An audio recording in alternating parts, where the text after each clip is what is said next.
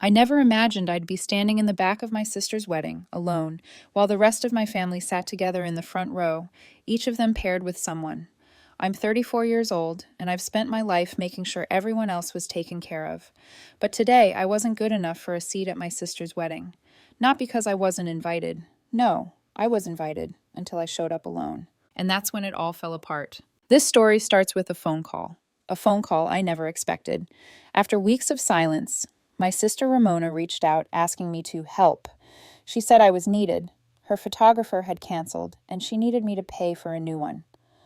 But when I showed up to the wedding with my boyfriend, the same one I had kept a secret from my family for years, things turned ugly. They treated us like dirt. No one cared that I had put up with years of sacrifice, keeping my family together, paying their bills, and never asking for anything in return.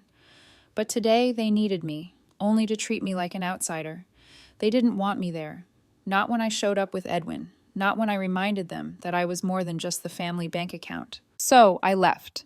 And as I drove away, I left behind a broken wedding, but I also left behind a family that never truly saw me. Today, I want to tell you why I left, and why I've been receiving messages for weeks telling me I ruined everything. I'm the oldest of 5 kids. From the moment I could walk, I was the one taking care of everything.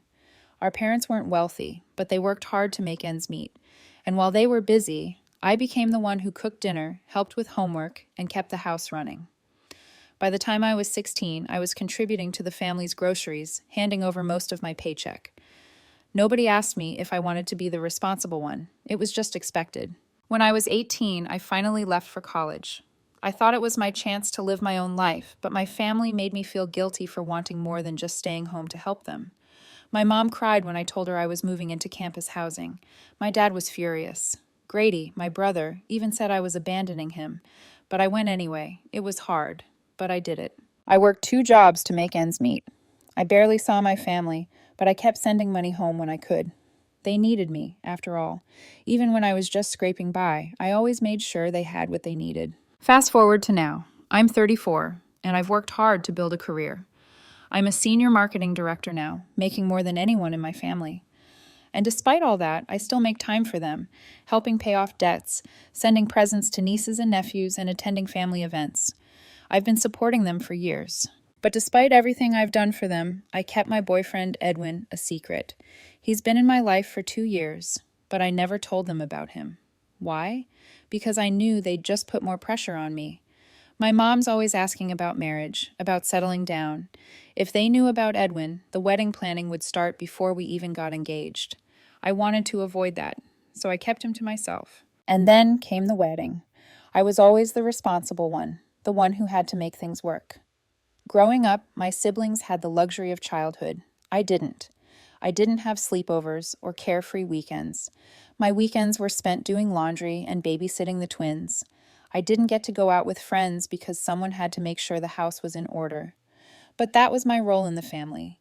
It was expected of me, and I never questioned it. When Ramona, my younger sister, was born, I became her second mother. I braided her hair every morning. I made her lunch when our parents were too tired. I gave up my own time for her and for my brothers and the twins. But somehow it never felt like enough. No matter what I did, it was never enough to make my parents proud. They showered praise on my younger siblings, especially Ramona. She was the golden child. She excelled at everything, academically, socially, and my parents never failed to remind me of it. As we grew older, things didn't get better. Ramona would borrow my clothes without asking, and when I said something, my mom would tell me to share. My belongings, my time, my effort, they were always open to the family, yet I was never acknowledged. I was expected to be the one who held everything together. When I started working at 16, I gave most of my paycheck to my parents for groceries. I didn't mind it at the time, but now, looking back, I realize I was never asked if I wanted that responsibility. When I applied for college, I had dreams of moving away, of living my own life. I had done everything for everyone, and I wanted something for myself.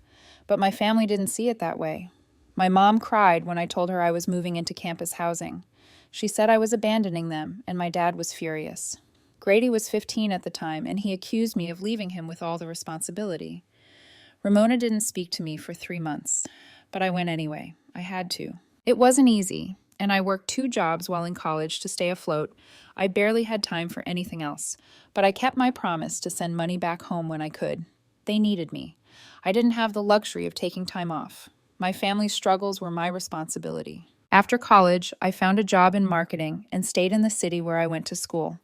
I was finally building a life for myself, and I wasn't about to move back to Anaheim. My family didn't like it, but I stood my ground.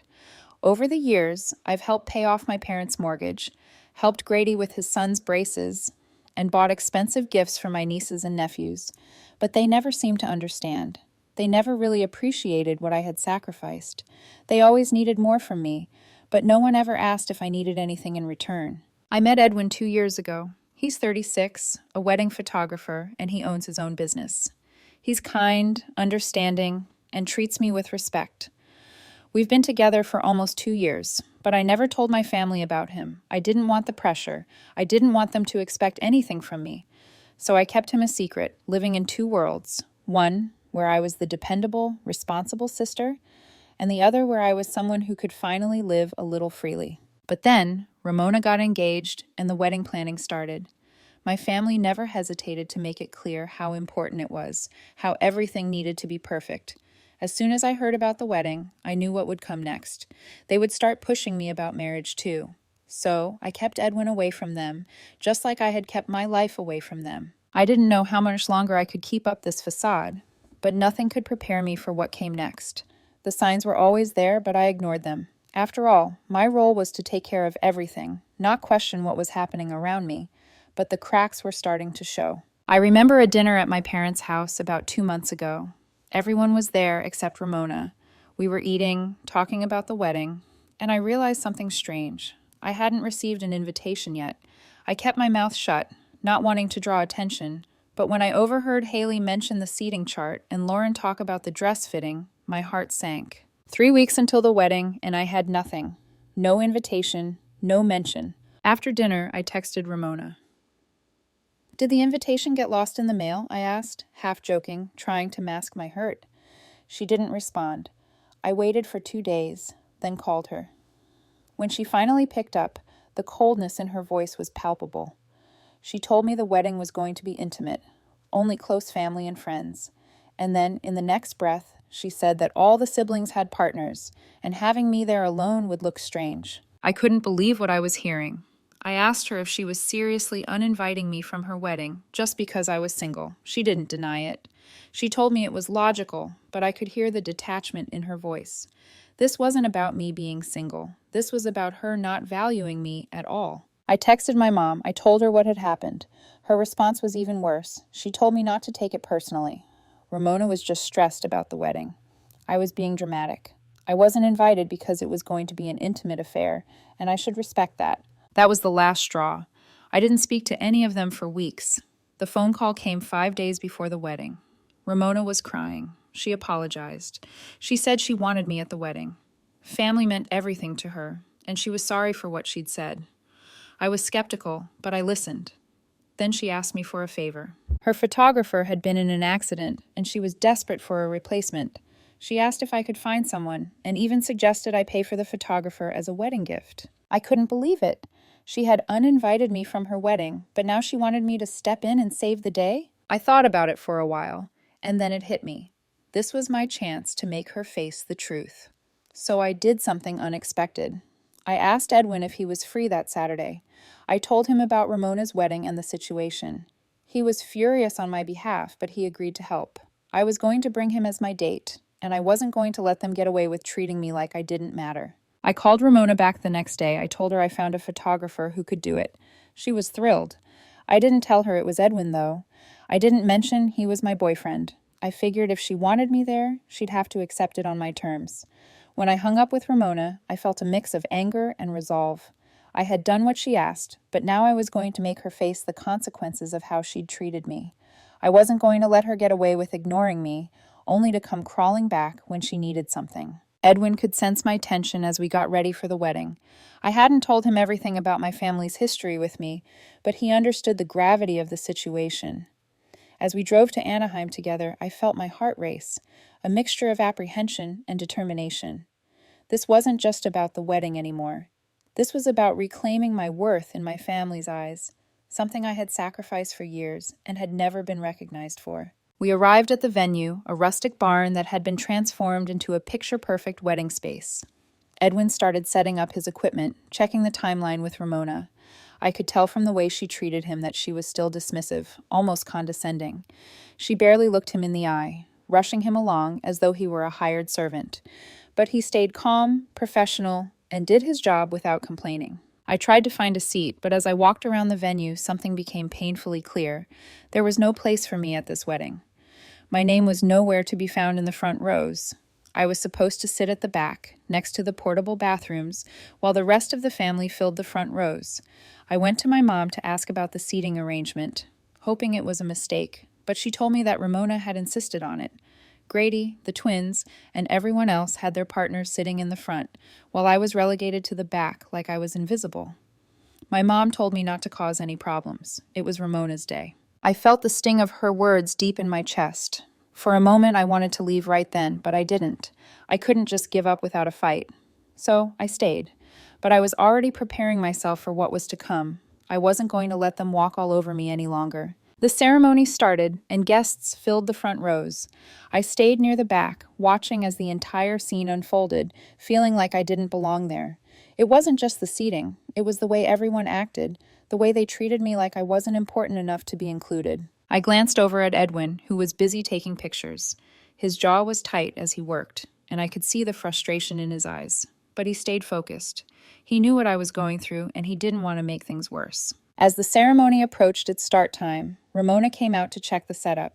She immediately started scolding Edwin about where he was placing his cameras, demanding he take more video footage than originally planned.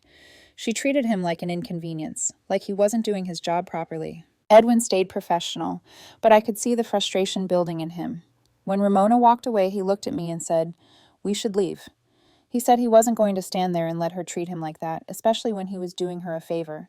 He was right. I wasn't going to sit through another moment of being disrespected. I agreed. We packed up, gathered our things, and walked out of the venue at 3:50 p.m., just 10 minutes before the ceremony was supposed to begin. I left my purse with my name card on the chair, making sure Ramona would know I had been there. But I wasn't going to stay in a place where I wasn't welcome, where my family treated me like an afterthought. The next few hours were a blur of ringing phones and angry messages. As soon as we left, Ramona started texting me. "Where are you? The ceremony's over. We need to take family photos. The photographer's gone. Where did you go?" It went on for hours. My mom called me next, but I didn't answer. Then Grady, then Haley, then Lauren. They all had the same message. I ruined everything. I left Ramona's wedding. I ruined her day. By the time I finally turned my phone back on the next morning, there were 63 messages and 14 missed calls. The barrage of messages was overwhelming. Ramona sent me a series of texts accusing me of sabotaging her wedding. She said it was the most important day of her life, and I ruined it. She was livid. She said she didn't have any professional photos of her wedding because I had left. My mom texted me too. She said I had ruined everything, that I needed to apologize to Ramona. Grady sent me a message calling me selfish. The twins sent messages saying I was dead to them. I didn't know how to process it. They were all turning on me. They didn't see the years of sacrifice I had put into the family. They didn't see that I was just trying to do something for myself for once. They only saw me as the person who should always give, who should always bend to their needs. Edwin was by my side through all of this. He didn't understand why my family was treating me this way, but he understood that I was hurt. He told me that I did the right thing by leaving.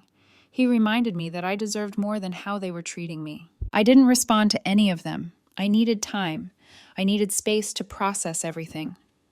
But as the days went on, I started feeling a growing sense of resolve. I wasn't going to back down. I wasn't going to apologize. I had done nothing wrong. I had been giving them everything for years, and they had never appreciated it. So I decided to put my foot down. I sent a message to the family group chat explaining everything. I told them that the photographer who left was my boyfriend, Edwin, and that Ramona had treated him terribly. I told them I was tired of being the family bank account while being treated like I didn't matter. I said I had spent my entire childhood raising them and my entire adulthood funding them, and I was done. Then I left the group chat. I blocked Ramona, my parents, Grady, Haley, and Lauren. The only one I kept in contact with was Grady, and even that was minimal. I didn't want to punish his kids, but I couldn't keep enabling their toxic behavior. The silence that followed was almost a relief. The silence that followed felt heavier than any of the angry messages I had received. I thought cutting ties with my family would be liberating, but instead I found myself drowning in a sea of emotions I hadn't anticipated. At first, I kept telling myself I had done the right thing. I had finally stood up for myself after years of sacrificing for them. But the longer the silence stretched, the more doubts crept in. Was I really in the right? Should I have tried harder to salvage the relationship? Could I have done things differently? I spent days replaying the wedding in my mind. The way Ramona had treated me, the way my family had allowed it to happen, the way I had been excluded, again. I kept going back to that moment when I sat in the back row alone while everyone else sat up front, in their perfect little families. I had done so much for them. I had given up my childhood, my dreams, my time. And for what? To be cast aside like I didn't matter? Edwin kept telling me I had made the right choice. He kept telling me that they didn't deserve me. And yet, despite everything, a part of me still felt like I had failed, like I had broken something that couldn't be fixed. That night, after I had turned off my phone for what felt like the 100th time, I walked into the kitchen and stared at the empty coffee pot on the counter. I hadn't cooked in days. I hadn't eaten much either. There was a tight knot in my stomach, and no matter how many times I tried to shake it off, it wouldn't go away. The pain, the guilt, it was all too much to bear. I sank into the chair at my kitchen table and stared out the window. My apartment was quiet, too quiet. The silence was suffocating. I kept wondering if I had been too harsh. Maybe if I had just gone to the wedding, sat in the back row, and stayed quiet, it wouldn't have ended like this. But then I remembered how they had treated me. I remembered how they had ignored me for years, how they had made me feel like I was nothing more than a resource for them to tap into when they needed something. And that's when it hit me.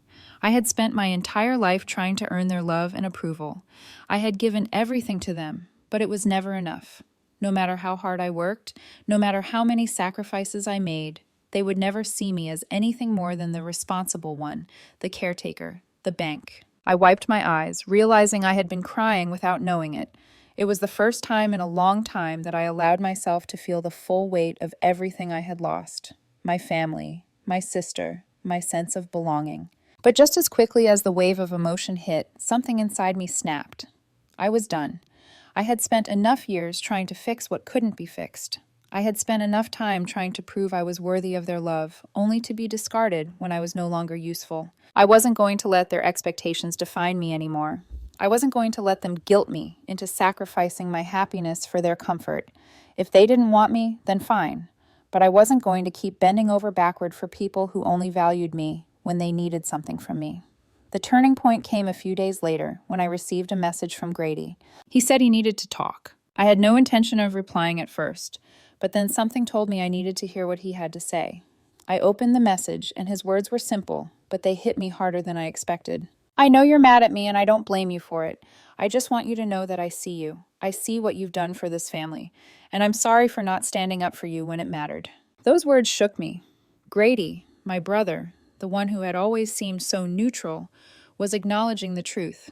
He saw everything. He saw how I had been treated, how I had been forced into a role I never asked for, and he was finally apologizing. But it wasn't just the apology. It was the realization that Grady was the first person in my family to see me for who I really was. Not the caretaker, not the bank, not the one who could be relied on for everything but never given anything in return. In that moment, I knew I had made the right choice. My family may never fully understand, but I couldn't keep waiting for them to see me as anything other than a tool for their own convenience. Grady and I talked for hours. It wasn't an easy conversation, but it was necessary. He admitted that he had known about Ramona's behavior for years, but had always stayed out of it. He said he didn't know how to fix things, but he wanted me to know that he wasn't siding with Ramona or anyone else. He said he was proud of me for standing up for myself. And that was when I realized it wasn't about winning back my family's approval. It wasn't about convincing them to love me the way I needed to be loved. It was about finally loving myself enough to stop sacrificing everything for people who had never seen my worth. I was done. The aftermath of my decision to cut ties with my family was nothing short of intense.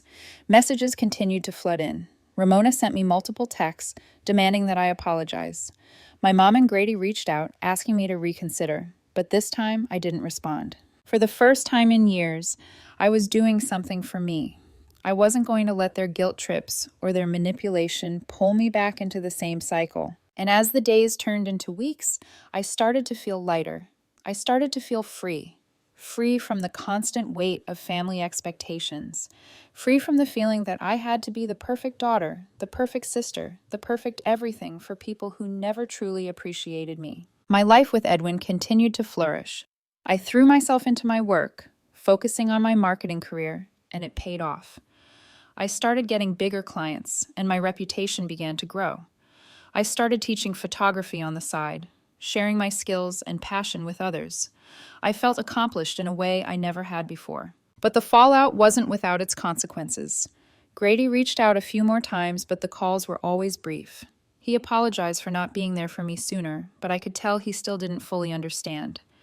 My parents remained silent, though. It was strange at first, being away from them. But over time, I realized that their silence was a blessing. I don't know what the future holds for my family. I don't know if they'll ever understand what I've done or why I've done it. But what I do know is that I've finally found peace. For the first time in my life, I'm not defined by what my family expects from me. I'm not the caretaker. I'm not the one they turn to when they need something. I am me, and that's enough. I've learned that sometimes you have to break away from the people who drain you, even if they're family. Sometimes you have to let go of the toxic relationships that hold you back from becoming who you're meant to be. I've learned to prioritize myself. I've learned that self-love is not selfish. It's necessary. And though the road ahead may still be uncertain, I know that I'll never go back to being the person who always sacrifices for others. I will live for me now. And that in itself is a victory.